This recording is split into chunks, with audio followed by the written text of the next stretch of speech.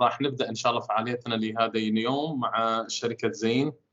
فليتفضل الأستاذ علي عوض لإلقاء المحاضرة مشكورا. تفضل أستاذ علي.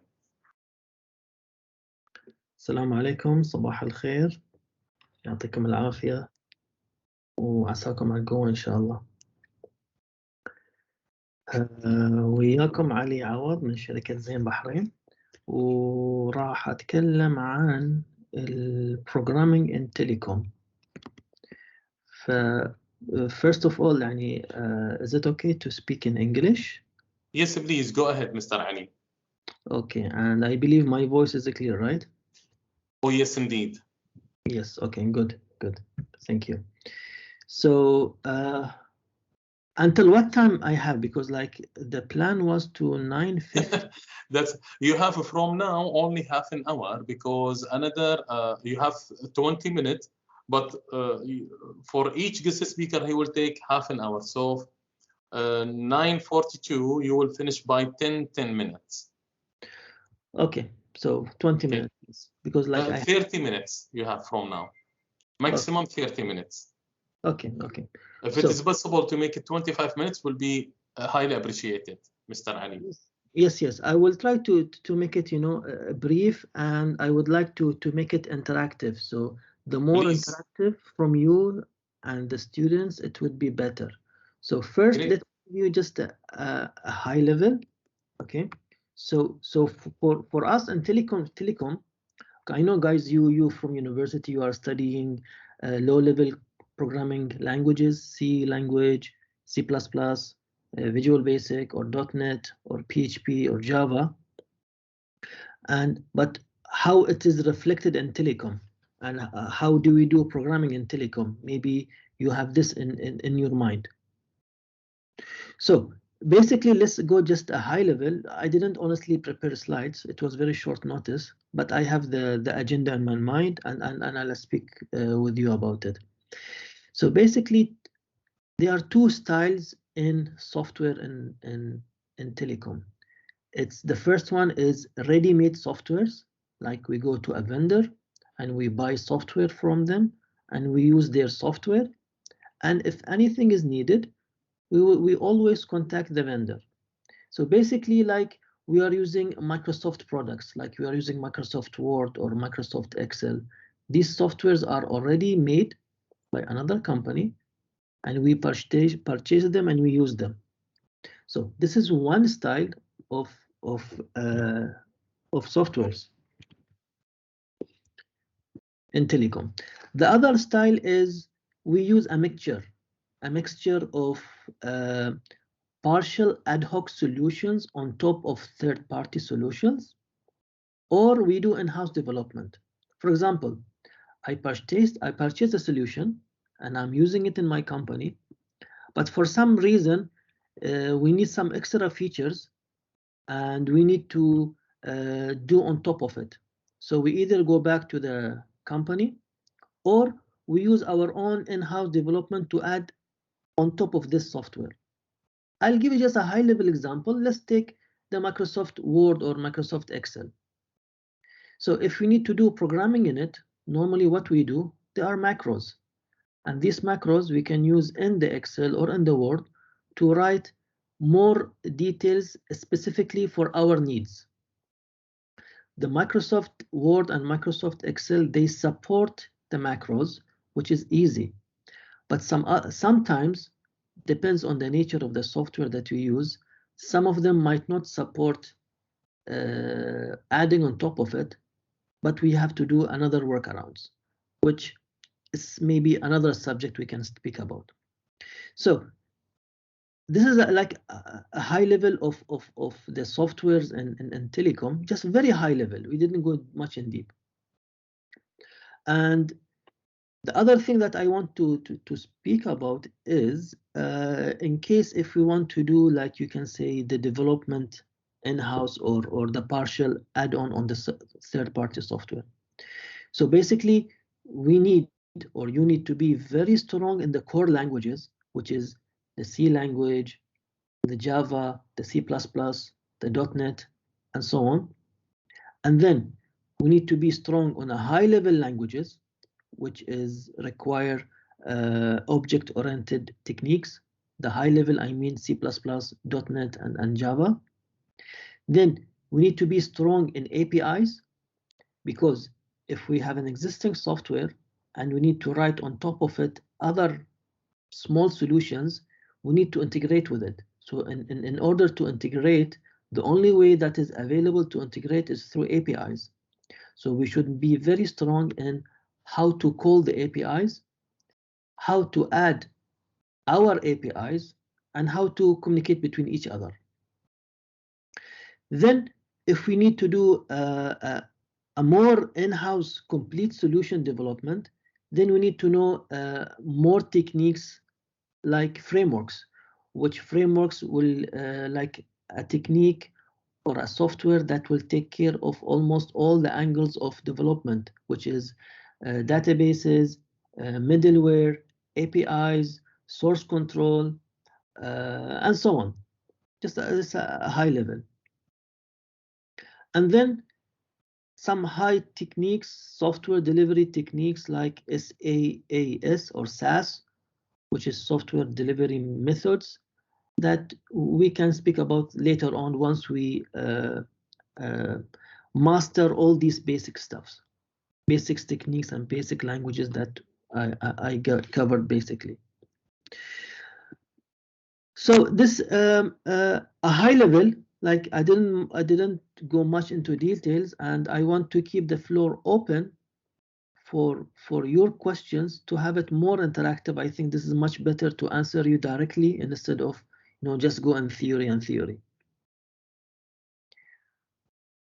Yeah, guys, so I am available for any questions that you would like to ask me, and I will be more than happy to answer you.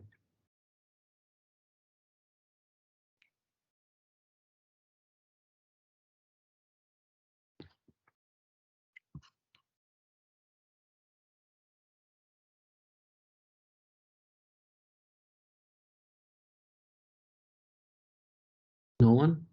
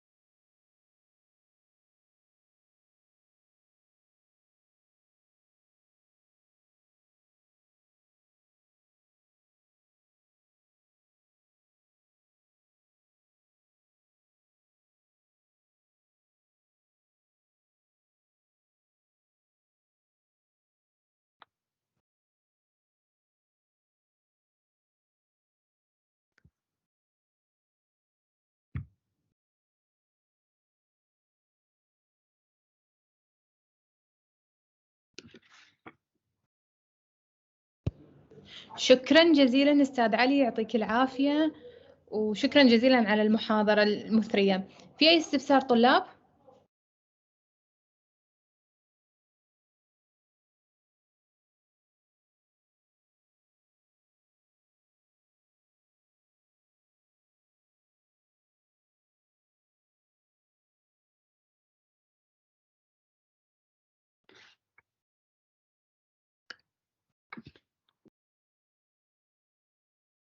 Okay, let me start by asking them a question. Who would like to work in a telecom company as a developer?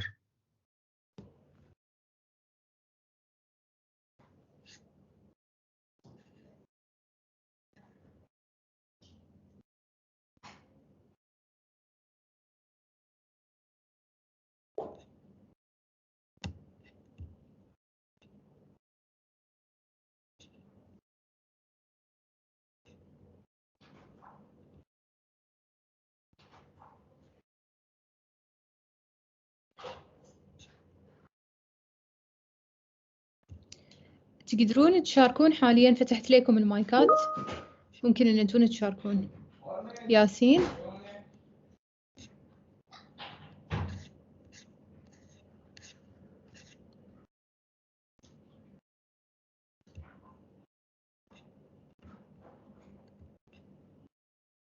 ما كان عندي سؤال بس بغيت أخبرك لأنه ما قدرت أكتب. تمام.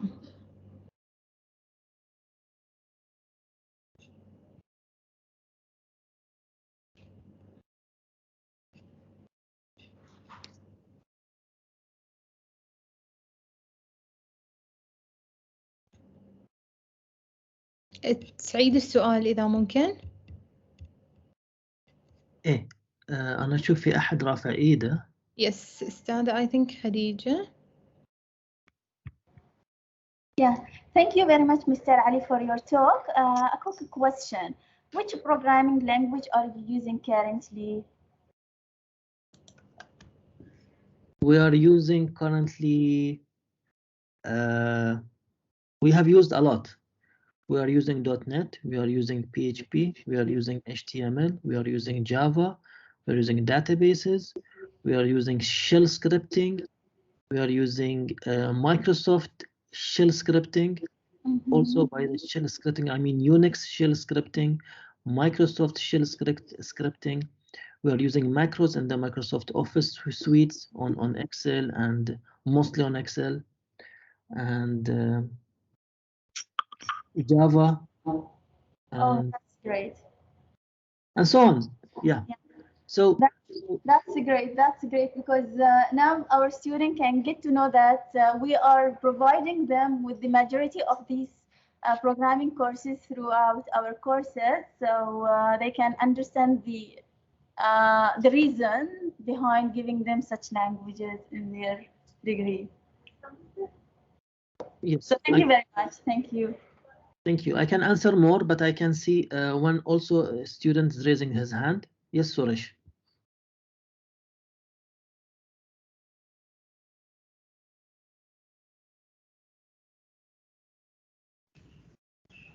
Good morning, Mr. Ali. Good morning. Yeah, thank you for your nice presentation. Actually, I have one question about the macros. You are saying about macros, right? Yes. Okay. Normally, when we use the macros, we use it on the normal desktop. So how do you connect the macros through, like with the client server or the network based? So it depends on the solution that we want to use. So far, we are using, you can say, solutions per individuals. So we do development for them, and each individual use the macro on his or her laptop as individual. So we don't do it per the whole company. We are not that very big that each employee needs to use it. So each department, for example, one department consists of maybe five people, and only 2 people are interested to use this software or this macro. So we do it only on one file, and we distribute it to them over their PC. Over their PC. In case if it is required for the network, is there any other solution as per your knowledge? Because we do face sometimes this type of issues. We didn't go to that level, so as of now, I don't have a solid example to answer you. Okay. But if needed, we can look into it. Okay, sir. Thank you. Thank you.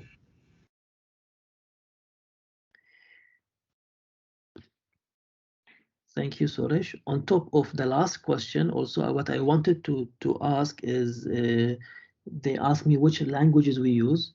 So on top of it, it depends. It depends on the language we want to use, what we want to deliver. Because we also used a statistical language called R language. Also, we did this, and also we did solution using an R language, and we delivered, and it was on use for multiple months and over a year. So the point here is